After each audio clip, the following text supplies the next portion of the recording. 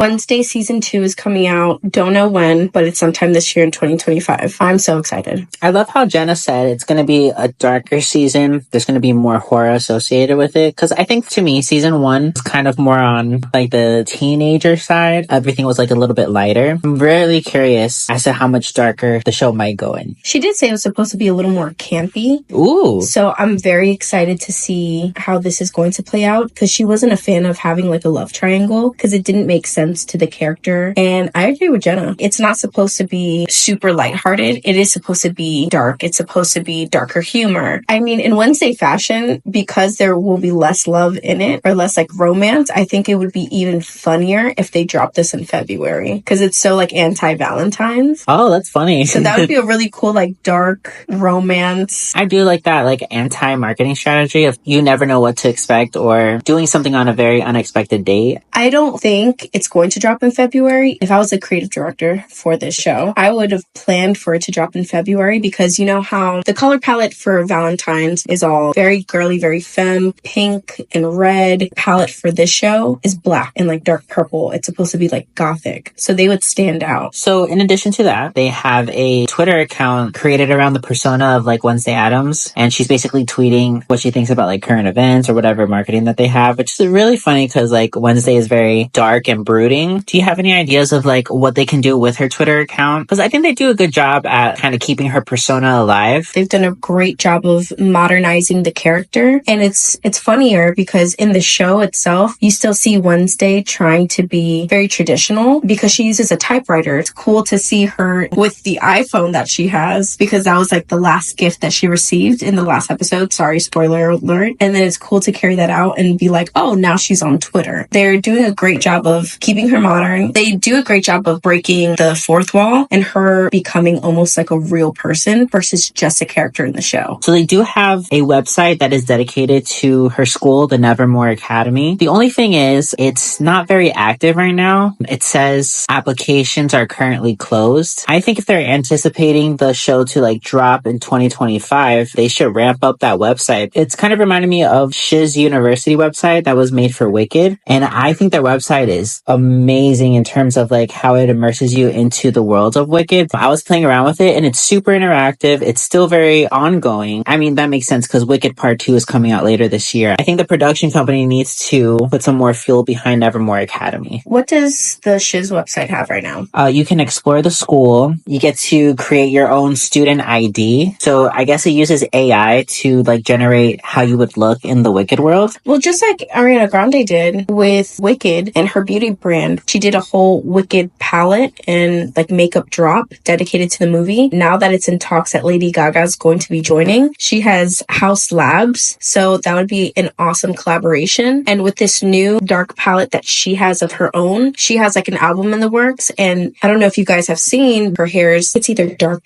brown or black right now. It's different from like the bleach platinum blonde that we've seen her in for years. So she's really trying to break away from that last character that she was to really start a new era for herself. Going off of Lady Gaga being part of the show, Wednesday was walking around the school trying to join groups. And then you have a group of students who were singing. So that was just showing me that, oh, okay, there's like a musical group here. Let's add Lady Gaga in there. And I think it'd be really cool to promote the show with some type of orchestral premiere. You know, Jenna Ortega's character, she plays the cello. So making it like a very classical gothic musical show before the actual premiere of season 2, I think would be really cool. And as for the press tours that they do, I think they should really amp it up this time around and they should all be coming out of coffins because the Wednesday family sleep in coffins. So I think that would be a really cool introduction. And again, it just makes the characters come out of the show. That's so different because usually when I see a press tour, it's just the actors come out, they wave to the audience and sit in the chairs to answer questions. Having that like theatrical element to introduce the actors, that's so smart. I'm impressed.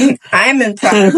Well, you heard it here first. So you know Thing, right? They could do some type of pop-up with like nail polish where you can paint things like nails, or they have like their own nail polish collection that could drop with the show. I mean, eventually I could see Wednesday becoming so big, they could even have their own school museum. What does Harry Potter have? Is it a museum in New York? Because they could easily have that too. Yeah, Harry Potter has a flagship store in New York City. Yeah, I could see Nevermore Academy having some sort of installation or pop-up somewhere in one of the major cities. It would be cool if Netflix had a game show dedicated to Wednesday. I don't know if you guys remember where they had to do like that school competition where they were all like in the boats. They had to like collect things. So what you're talking about is the Po Cup race, which involves teams rowing across a lake to retrieve their flags and return it without being sunk by the opposing team. Yep, that one. And then each group can decorate their boats. It kind of reminds me of like Disney X Games, but make it Wednesday. Iconic. I'm expecting great things from season 2 now that Jenna Ortega is executive producer alongside Tim Burton. I think we're going to get the season that we deserved.